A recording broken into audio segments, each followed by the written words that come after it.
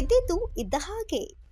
ತಾಲೂಕಿನ ವ್ಯಾಪ್ತಿಯ ಖಾಸಗಿ ಶಾಲೆಗಳು ತಮ್ಮ ಸ್ಕೂಲ್ ಬಸ್ಗಳನ್ನು ಸುಸ್ಥಿತಿಯಲ್ಲಿ ಇಟ್ಟಿದ್ದಾರಾ ಎಂದು ಸಾರ್ವಜನಿಕರ ಪ್ರಶ್ನೆಯಾಗಿದೆ. ಏಕೆಂದರೆ ಸ್ಕೂಲ್ ಫೀಸ್ಗಳನ್ನು ಸರಿಯಾದ ಸಮಯಕ್ಕೆ ಲಕ್ಷ ವಸೂಲಿ ಮಾಡುವ ಖಾಸಗಿ ಶಾಲೆಯವರು ಕಾಟಾಚಾರಕ್ಕೆ ವಾಹನಗಳ ಮೇಲೆ ಅಮೂಲ್ಯ ಜೀವಿಗಳಿವೆ, ನಿಧಾನವಾಗಿ ಚಲಿಸಿ ಎಂದು ಈ ಹಿಂಬದಿಯಲ್ಲಿ ಬರೆದುಕೊಂಡಿರುತ್ತಾರೆ.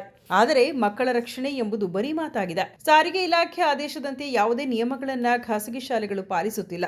ಮಕ್ಕಳ ಸುರಕ್ಷತೆ ಎಂಬುದೇ ಮರೀಚಿಕೆಯಾಗಿದೆ ಎಂದು ಸಾರ್ವಜನಿಕರ ಆರೋಪವಾಗಿದೆ. ಸ್ಕೂಲ್ ಬಸ್ಗಳಿಗೆ ಸಾರಿಗೆ ಇಲಾಖೆಯ ಮತ್ತು ಶಿಕ್ಷಣ ಇಲಾಖೆಯ ಹಲವಾರು ನಿಯಮಗಳಿವೆ.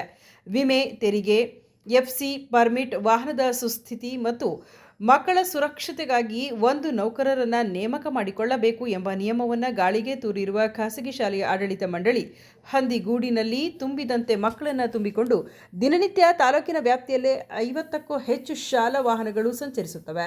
ಈ ವಾಹನಗಳಿಗೆ ಮೂಲಭೂತ ಸೌಕರ್ಯಗಳು ಕೂಡ ಕಡಿಮೆ ಎಂಬುದು ಸಾರ್ವಜನಿಕರ ವಾದ. ಕಳೆದ 3 ದಿನಗಳ ಹಿಂದೆ ಸಾರಿಗೆ ಇಲಾಖೆಯ ನಿಯಮಗಳನ್ನು ಗಾಳಿಗೆ ತೂರಿದ ವಿಬ್ ಗಯಾಬ್ ಶಾಲೆಯ 4 ಬಸ್ಗಳಿಗೆ ಸಾರಿಗೆ ಇಲಾಖೆ ಅಧಿಕಾರಿಗಳು ಚಾಟಿ ಬೀಸಿ ತಮ್ಮ ವಶಕ್ಕೆ ಪಡೆದು ಲಕ್ಷ ದಂಡವನ್ನು ವಸೂಲಿ ಮಾಡಿ ಕೇಸು ದಾಖಲಿಸಿದ್ದಾರೆ.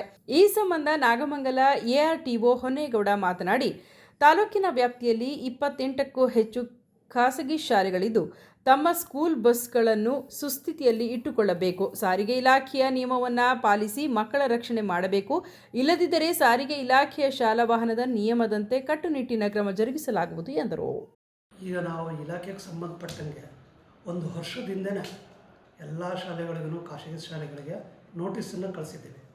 ಈ ರೀತಿ ನಿಮ್ಮ ವಾಹನಗಳನ್ನು ಕಾನೂನು ರೀತಿ ಸುಸ್ಥಿತಿನಲ್ಲಿ ಇಟ್ಕೋಬೇಕು, ಏನು ಮಾನದಂಡಗಳಿದೆಯೋ ಅದರ ರೀತಿ ನೀವು ಕಾರ್ಯಾಚರಣೆ ಮಾಡಬೇಕು ಅಂಥೇಳಿ ನೋಟಿಸ್ ಕೊಟ್ಟಿದ್ದೀವಿ.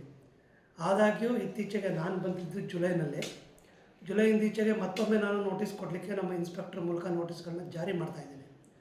ಸೊ ಇದಾದ್ರೂ ಅವರು ಎಚ್ಚೆತ್ಕೊಳ್ಳಿಲ್ಲ ಅಂತ ಹೇಳಿದ್ರೆ ನಾವು ಮುಂದೆ ಅಂತಹ ವಾಹನಗಳನ್ನ ವಶಪಡಿಸ್ಕೊಂಡು ಕಾನೂನು ರೀತಿ ಅವ್ರು ಏನು ನಿಯಮನ ಪಾಲಿಸಲಿಲ್ವೋ ಅದರ ಮೇಲೆ ದಂಡ ವಿಧಿಸೋದಾಗಲಿ, ವಾಹನಗಳನ್ನು ವಶಪಡಿಸ್ಕೊಳ್ಳೋದಾಗಲಿ ಸೂಕ್ತ ಕ್ರಮಗಳನ್ನ ಕೈಗೊಳ್ತೀವಿ. ಸೊ ಇದು ಮಕ್ಕಳ ಒಂದು ಜೀವ ಮತ್ತು ಹಿತದೃಷ್ಟಿ, ಈ ದೃಷ್ಟಿಯಲ್ಲಿ ಇಟ್ಕೊಂಡು ಅವರು ಪ್ರತಿಯೊಬ್ಬರೂ ಕಾನೂನು ಅಡಿಯಲ್ಲಿ ಕೆಲಸ ಮಾಡಬೇಕಾಗಿದೆ ಮತ್ತು ನಿಯಮಗಳನ್ನ ಪಾಲಿಸಬೇಕಾಗಿದೆ.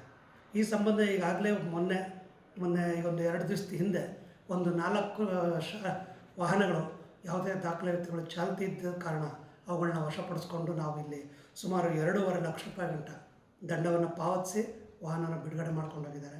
ಈಗೆಲ್ಲವನ್ನು ಚಾಲ್ತಿ ಮಾಡ್ಕೊತೀವಿ ಅಂತ ಹೇಳಿದ್ದಾರೆ ಅವರು.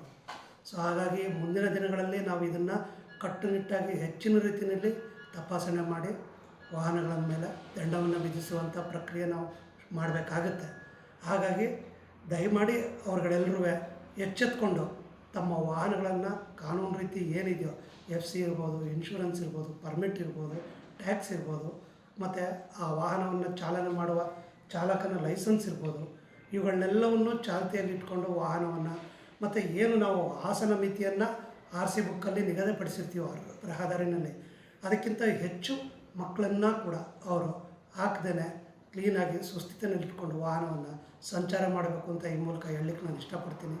ಒಂದು ವೇಳೆ ಇವುಗಳನ್ನು ಉಲ್ಲಂಘನೆ ಮಾಡಿದ್ದಲ್ಲಿ ನಾವು ಕಾನೂನು ರೀತಿ ಏನು ಕ್ರಮ ತಗೋಬೇಕು ಅದನ್ನು ಜರುಗಿಸ್ತೀವಿ.